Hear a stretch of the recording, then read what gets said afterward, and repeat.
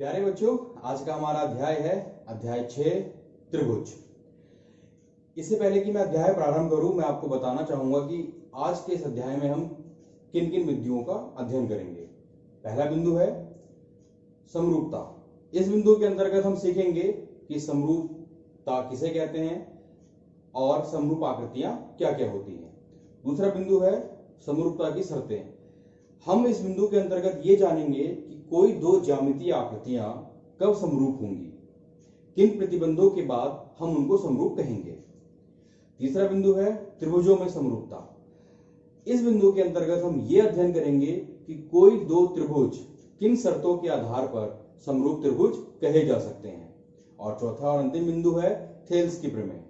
इस प्रमेय को हम सत्यापित करना सीखेंगे तथा इसकी सहायता से हमारी प्रश्नावली के आंकिक प्रश्नों को हल करना भी सीखेंगे। प्यारे बच्चों, कक्षा 9 में हमने त्रिभुज और उसके प्रकार इस अध्याय का विस्तार पूर्वक अध्ययन किया है। त्रिभुज किसे कहते हैं, त्रिभुज कितने प्रकार के होते हैं, इन सब को हमने कक्षा 9 में विस्तार पूर्वक पढ़ा है।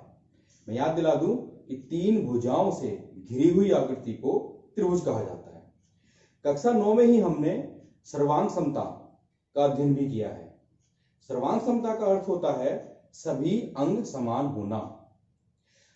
जिन दो ज्यामितीय रचनाओं के सभी संगत कोण और सभी संगत भुजाएं आपस में बराबर होती हैं, ऐसी रचनाओं को हम सर्वांग सम रचनाएं कहते हैं और उनका ये गुण सर्वांग समता कहलाता है। उदाहरण के लिए आप इन दो त्रिभुजों को देखिए। इन दोनों त्रिभुजों में सभी संगत कोण और सभी संगत भुजाएं आपस में बराबर हैं, इसलिए हम इन्हें सर्वांग सम त्रिभुज कहेंगे।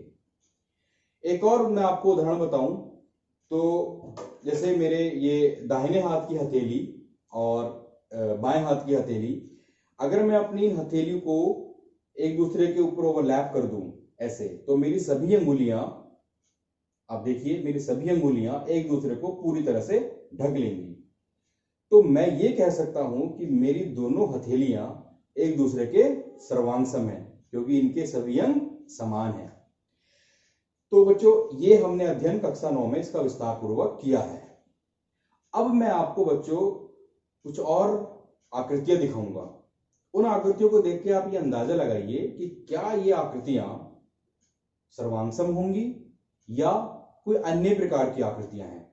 जैसे पहली आकृति है ये गुड़िया। ये बचपन में हम लोग बहुत खेला करते थे, तो वही का एक सेट मैंने यहां लगाया है। और दूसरी आकृति है ये हमारी तितलियां। इन दोनों आकृतियों को आप ध्यान से देखिए और बताइए कि इन दोनों आकृतियों में क्या भिन्नता है। जी हाँ, जो बच्चे जी हाँ, आप लोगों ने बहुत सही अंदाजा लगाया। इन दोनों आकृतियों में सभी आकृतियों का रूप तो एक दूसरे के समान है, लेकिन उनका आकार, उनका साइज वो अलग अलग है। कुछ आकृतियां बड़ी हैं, कुछ आकृतियां छोटी हैं। ऐसी तितलियां, एक तितली बड़ी है और एक तितली छोटी है।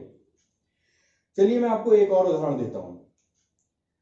हम कभी किसी फोटोग्राफर के पास जब अपना फोटो खिंचवाने जाते हैं, तो हम उससे अपना फोटो पासपोर्ट साइज का मांग सकते हैं, 4x6 के साइज का मांग सकते हैं, या उससे हम कह सकते हैं कि हमें एक बड़ा फ्रेम बनाना है, उसके हिसाब का फोटो दे दो, और फोटोग्राफर आपको हर तरह के साइज का फोटो उपलब्ध करा देगा। तो वो सभी फोटो भिन्न भिन्न साइज की भले ही हैं, लेकिन वो सभी फोटो समरूप होंगी। तो बच्चों, व्यवहारिक तौर पे आपको ये समझ में आ रहा होगा कि समरूपता क्या है।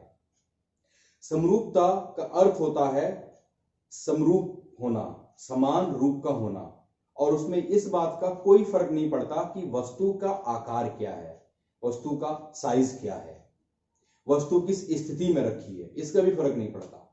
बस उनका रूप एक सा होना चाहिए।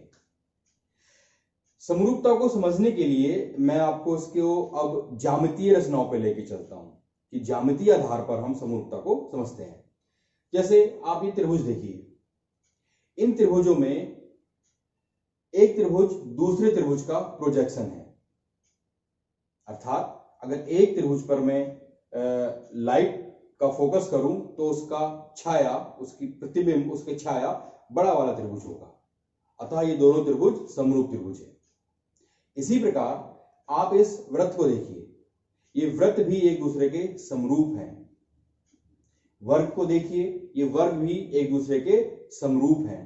एक वर्ग का प्रोजेक्शन, एक वर्ग की छाया दूसरा वर्ग होगा। इसको छोटा या बड़ा कितना भी कर दो, ये रहेंगे समरूप ही। तो इस तरह से बच्चों समरूपता की परिभाषा निकल के आती है कि ऐसी दो आकृतियां जिनका रूप समान हो और जिनका आकार समान हो भी सकता है और नहीं भी हो सकता है, उसमें बाध्यता नहीं है, उनको हम समरूप आकृतियां कहते हैं और ये गुण समरूपता कहलाता है। चलिए अब मैं आपको कुछ और उदाहरण दिखाता हूं। जैसे एक मेरे पास ये त्रिभुज है और एक मेरे पास ये त्रिभुज है। क्या ये दोनों त्रिभुज समरूप त्रिभुज होंगे? देखिए बच्चों, एक त्रिभुज पे की छाया दूसरा त्रिभुज नहीं है। इस त्रिभुज में एक कोण 90 डिग्री का है और इसमें कोई भी कोण 90 डिग्री का नहीं है। आप इस त्रिभुज को छोटा बना लें, आप इसको ऐसे बना लें या इसको छोटा बना लें, तो ये पहला और दूसरा त्रिभुज तब भी समरूप नहीं होंगे। समरूप होने के लिए इनको एक दूसरे का प्रोजेक्शन होना अति आवश्यक है। अच्छा, एक और उदाहरण लेते हैं। क्या ये चतुर्भुज इस चतुर्भुज के समरूप होगा? नहीं बच्चों, ये चतुर्भुज इस चतुर्भुज के समरूप नहीं होगा, क्योंकि ये इसका प्रोजेक्शन, इसकी छाया नहीं है। तो समरूप होने के लिए, किन्हीं दो ज्यामितीय आकृतियों को समरूप होने के लिए क्या शर्तें होनी चाहिए?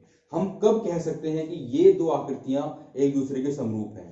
तो उसके लिए हमें समरूपता की शर्तों को जानना होगा। समरूपता की शर्तें होती हैं कि दो ज्यामितीय रचनाएं तभी एक दूसरे के समरूप कहलाएंगी जब उनके सभी संगत कोण एक दूसरे के बराबर हों और संगत भुजाओं का अनुपात आपस में बराबर हों, या हम कह सकते हैं कि संगत भुजाएं समानुपाती हो। बच्चों, समानुपात और अनुपात में अंतर होता है।